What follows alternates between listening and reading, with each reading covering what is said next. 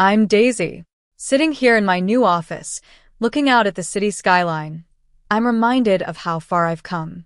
It all started with a seemingly innocent celebration that turned my world upside down. I remember that day like it was yesterday. The executive floor was decked out in the company's signature gold and green balloons. In the conference room, there was a huge cake with 300% growth, written in gold icing.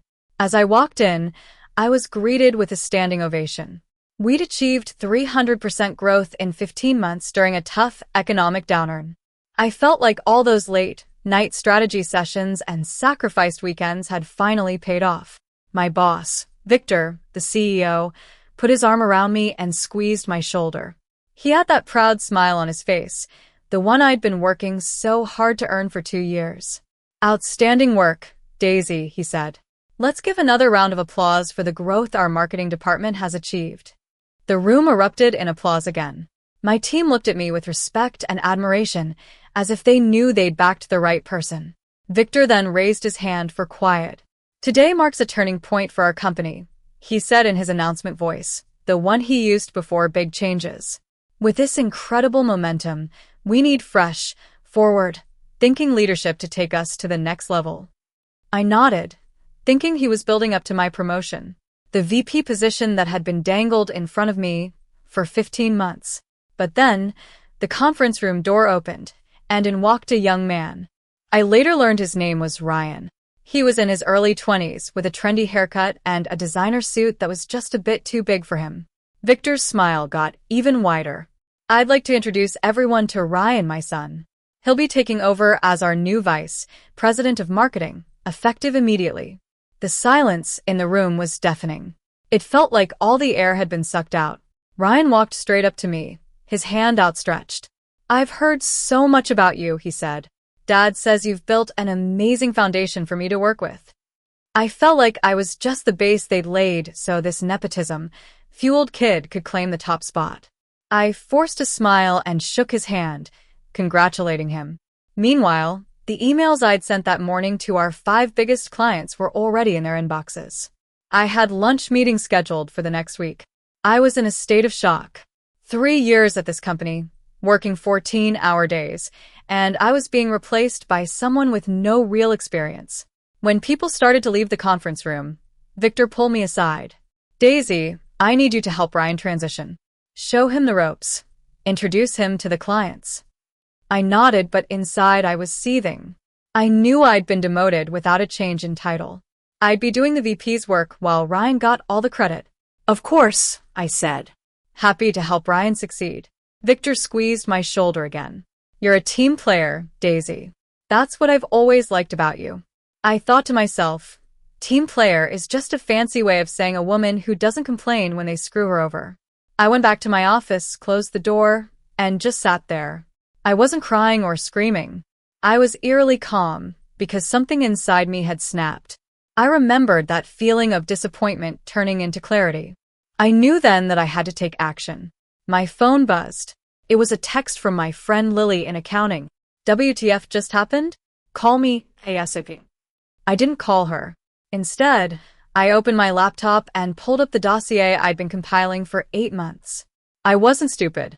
I'd seen the signs when Victor started bringing Ryan to quarterly meetings and interrupting my presentations with his son's unproven ideas.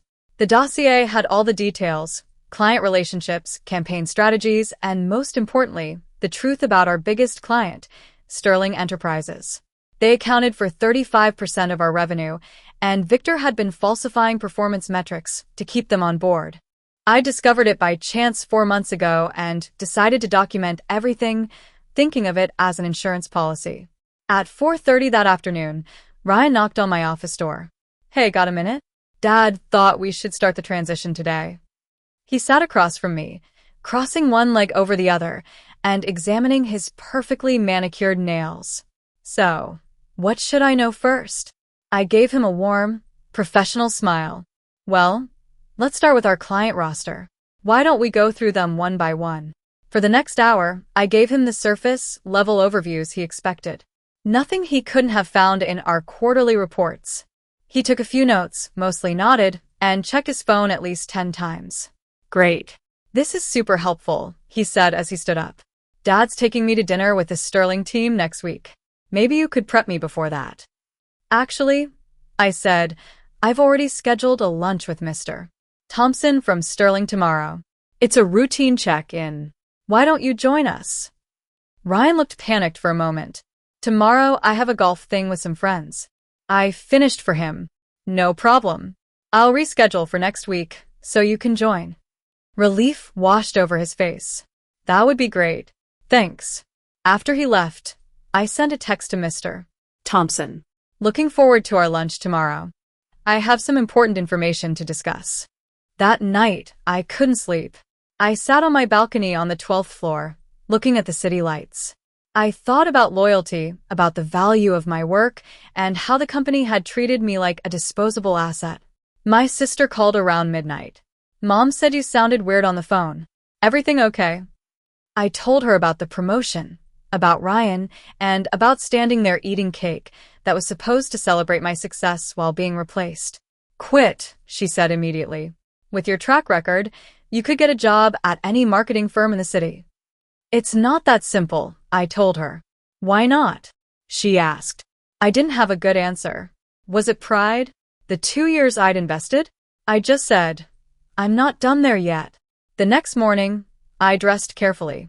A dark green suit, minimal jewelry, and my hair pulled back. I wanted to look professional and unassuming, the kind of woman who gets overlooked for promotions. Mr. Thompson was already at the restaurant when I arrived. He was in his late 50s, from an old money family. He always referred to women in business as ladies, without a hint of irony. His company had been with our firm for 8 years. Daisy, he said, standing to greet me. Always a pleasure. Victor tells me you've been doing exceptional work. I smiled. That's actually what I wanted to discuss. For the next 20 minutes, I walked him through his company's actual performance metrics versus what we'd been reporting. I showed him documentation and email trails. The discrepancies were significant enough that if Sterling had been making decisions based on our falsified data, it could be considered fraud. Mr. Thompson's face got redder and redder. Are you telling me Victor has been lying to me for 8 years? Not 8 years, I corrected him. The falsification started 15 months ago when I took over the department and started making changes that actually generated real growth. Why are you showing me this? He demanded. You realize this could terminate our contract. I took a sip of water, calm and measured. I'm starting my own firm, smaller, more focused, with complete transparency. I'd like Sterling to be my first client. He stared at me. You're blackmailing me. I'm offering you a choice, I said. Stay with a company that's been deceiving you, or move to one founded on honesty. I'm not asking for an answer today. Think about it. I slid my new business card across the table. It was simple and elegant, with Daisy's marketing solutions in gold lettering. I'd had them printed 3 months ago. One more thing, I added. I've accepted a lunch invitation with Victor and his son next week. I haven't mentioned any of this to them. What exactly are you playing at? Mr. Thompson asked, pocketing my card. I'm not playing, I replied. That's the difference between me and Victor. Over the next 5 days, I met with our other 4 major clients. Each meeting followed the same pattern, showing documentation of discrepancies, giving them my new business card, and not pressuring them for an immediate decision. Ryan shadowed me around the office, asking basic questions about marketing strategies I'd implemented years ago. I answered everything thoroughly and professionally. I introduced him to the team, explained workflows, and walked him through our analytics platforms. On Friday afternoon, Ryan said, "You're being really cool about all this. Dad thought you might be difficult." Why would I be difficult? It's just business, right? I said. He nodded, relieved. Exactly. Just business. The following Tuesday was the lunch with Sterling, Victor, Ryan, Mr. Thompson, and me. We met at a high-end steakhouse where Victor always entertained important clients. Victor ordered expensive wine, talked about golf, and introduced Ryan as the fresh blood our company needed. Mr. Thompson was polite but reserved. He glanced at me occasionally, but I kept my expression neutral. Eventually, Victor said, "Ryan will be taking over the Sterling account personally. We want to give you our top Tear attention. Mr. Thompson dabbed his mouth with his napkin. Actually, Victor, I've been meaning to discuss our contract. Victor's smile didn't falter, but his eyes sharpened. Of course, we're always open to adjustments. It's not an adjustment. We're terminating, Mr. Thompson said. The silence that followed was even more profound than the one in the balloon-filled conference room. Victor's smile froze. Terminating? Mr. Thompson, we've been partners for 8 years. If there's an issue— The issue, Mr. Thompson interrupted, is integrity, or rather your lack of it. Victor's eyes flicked to me, and then back to Mr. Thompson. I don't understand. Daisy has shown me the actual performance metrics for our campaigns compared to what you've been reporting to us, Mr. Thompson said. Ryan looked confused. What's he talking about, Dad? Victor's face went pale. Mr. Thompson, whatever you think you've seen, I'm sure there's a simple explanation. Save it, Mr. Thompson said, standing up. We've already signed with Daisy's Marketing Solutions. Effective immediately. He nodded at me, dropped his napkin on the table, and walked out. The look Victor gave me could have burned a hole through me. What did you do? He whispered. I took a sip of the expensive wine he'd ordered. Nothing you wouldn't have done. It's just business, right? I wish I could say that was the end. But once I started down this path of revenge, I couldn't stop. Before Victor could even process what happened with Sterling, the other 4 clients called, all terminating their contracts and signing with my new firm. After that lunch, the restaurant staff had to calm Victor down. His face turned every color from white to red to a purple I'd never seen on a human before. You ungrateful bitch. He hissed across the table. After everything I've done for you. Ryan just sat there, his mouth slightly open, looking back and forth between us like he was watching a tennis match he hadn't paid for. I placed my napkin on the table and stood up. Thank you for the opportunity, Victor, I said.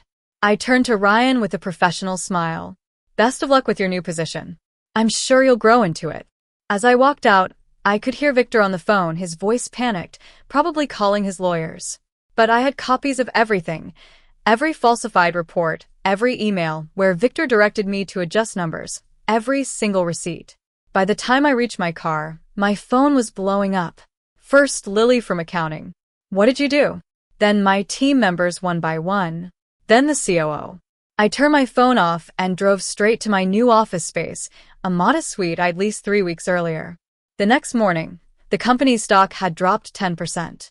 Losing 5 major clients representing over 60% of the revenue will do that. Victor called me 15 times. I let every call go to voicemail. On the 16th call, I picked up. You have exactly 30 seconds, I said. Name your price, he growled. Whatever you want. Come back, bring the clients, and I'll make you executive vice president. I actually laughed. That's your offer? A better title at a company that's falling apart. What do you want, Daisy? Money? Take it. A board seat. It's yours. I wanted recognition for my work, I told him. I wanted what I earned. But you couldn't stand the idea that a woman built something valuable in your company, could you? So, you handed it to your son, who doesn't know the first thing about marketing. This isn't about Ryan, he said. It's exactly about Ryan and your ego and the fact that you think loyalty only flows upward, I replied. I'll sue you for client theft, he threatened. For corporate espionage. Go ahead, I said calmly. And I'll submit all my evidence of fraud to the SEC. See who comes out worse. After a long silence, he asked, Is that what this is? Blackmail? No, Victor. This is consequences. I hung up and blocked his number. Over the next month, my new company grew faster than I'd expected. Not just with the 5 clients I'd taken, but with 3 more who'd heard about what happened through industry channels. It turned out Victor had been playing the same games with multiple clients. My former team members started reaching out one by one. First, Mia, my talented analytics manager, then Jake, our creative director. Within 6 weeks, I'd hired 7 people from my old department. They brought their expertise, client relationships, and most importantly, their loyalty.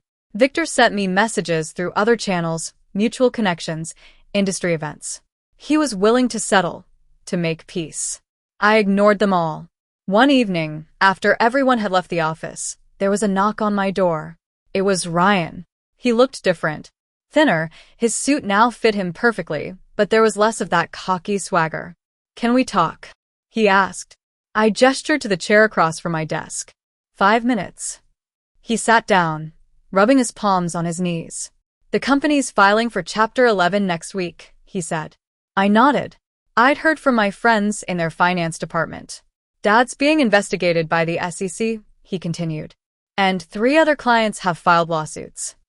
"That sounds like a Victor problem," I said. Ryan looked up, meeting my eyes directly for the first time. "I didn't know about the falsified reports." "I swear." "Would it have mattered if you did?" I asked. He thought for a moment, and then slowly shook his head. "Probably not. Not then." At least he was honest. "I'm not here to ask for your help or forgiveness," he said. "I just wanted you to know that I see it now. What he did to you, what I was part of." I studied him for a moment. "Why are you really here, Ryan?" He reached into his jacket and pulled out a flash drive. "This has everything. Dad's offshore accounts, the shell companies, the client lists he's been hiding from the board. He's been siphoning money for years." I didn't reach for it. "Why give this to me?" "Because you're the only one who wasn't afraid to stand up to him." His voice cracked slightly. "And because I've spent my whole life watching him crush people who got in his way, including my mom. He drove her to a breakdown and then used it to get full custody of me and control of her shares in the company. He's not a good person, and I don't want to be him anymore." I finally took the flash drive. "What do you expect me to do with this?" "Whatever you think is right," he said, standing up. That's all I wanted to say. After he left, I sat there turning the flash drive over in my hands.